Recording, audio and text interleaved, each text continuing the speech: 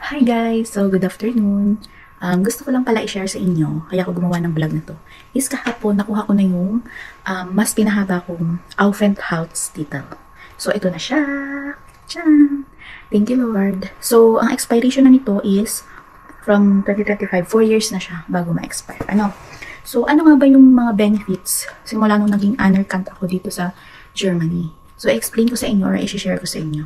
May 2, 2025, this year lang, is nakapasa na nga tayo ng Anerkennung exam dito sa Germany. Or, na-recognize na tayo as nurse dito. So, simula nun, nag-asikaso or nag-process kami ng aming Urkunde sa Stuttgart. And then, after namin makuha yung Urkunde, so nag-process naman kami para sa Verlängerung or para sa pagpapahaba ng aming Aufenthaltstitel. So, ano-ano nga ba yung mga benefits or mga advantages sa amin as a nurse? So, iisa-isahin ko yun sa inyo. So, syempre, una, na pagkapasa mo bilang anerkant ka na or anerkennung is, syempre, yung sahod. Hindi na din pang helper level yung level natin, kundi full nurse na talaga. Pero, dito sa amin, sa home care, is, kapag meron or duty yung mas mataas sa amin, yung senior namin na Fachkraft, syempre, kami ay nag-Pflege.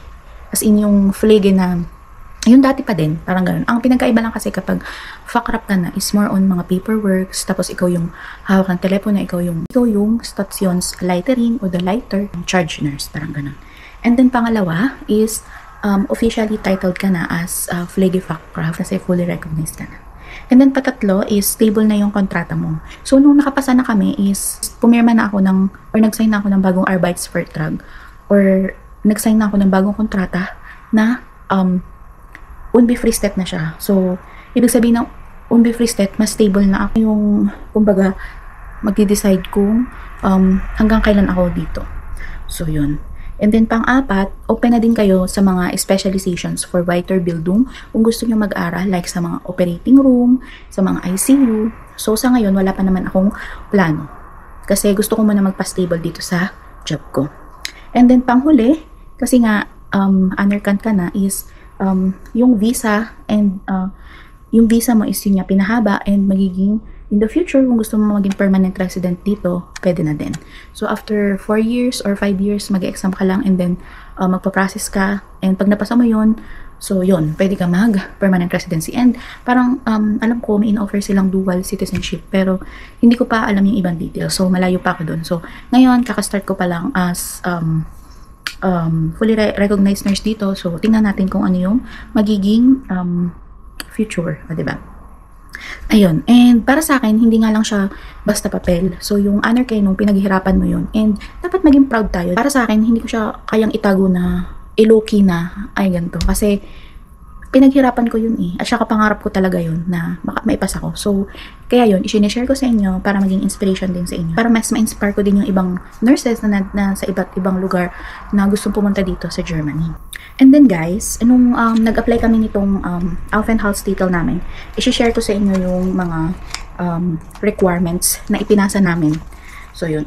Kasi dati, pagdating namin dito is 3 months lang yung visa namin from the Philippines. After 3 months, nag-renew ulit 3 months. Tapos after 3 months, nag-renew. Kasi nga mag-exam kami. Ginawang 6 months. So, ito na yung paapat na renew namin. So, awa ng Diyos, 4 years na siya. And, i-share ko sa inyo yung mga ipinasa ko. So, ito, number 1 is yung valid passport natin. So, original at saka photocopy. Tapos, yung ma-expire na Aufenthaltstitel. Meron ding Urkunde. Yun yung kinuha namin sa Stuttgart after mo maipasa yung pagiging nurse mo or pagiging anerkant mo. Bibigyan ka ng Urkunde after 2 to 3 weeks na pag-aasikaso mo. So, ipapasa mo din yun. Pero, photocopy lang. Tapos, biometric photo. Or, dun ako nagpa-picture sa mismong, dito sa Pforzheim, yung mismong Enskreis or Landratsamt. Diba? Ang hirap. Tapos, Arbeitsvertrag, kailangan din. Yun yung employment contract. Lohnabrechnung or 3 months actual pay slips or last 3 months. Kailangan din ng Meldebescheinigung from Rathaus ito or galing sa Bürgeramt to confirm na nakaregister ka sa tinitirahan mo. And ano pa ba? Nagbayad ako ng 98 euro plus 6 euro sa photo, so 104 euro yun. Yung bonong Bescheinigung, so papipirmahan yun sa Landratsamt kasabay ng iyong Meldebescheinigung. So, yun. After nun, magpasa ka, ipaprocess yun. Ibibigay sa yung letter after 2 to 3 weeks kung kailan mo pwedeng kunin yung iyong card. So, nagpa-termin kami through email dun sa nag-aasikaso ng aming visa. Tapos, yun, sanabi niya na, kahapon ko nga pala nakuha to, yung aking Aufenthaltstitel. Ayun lang.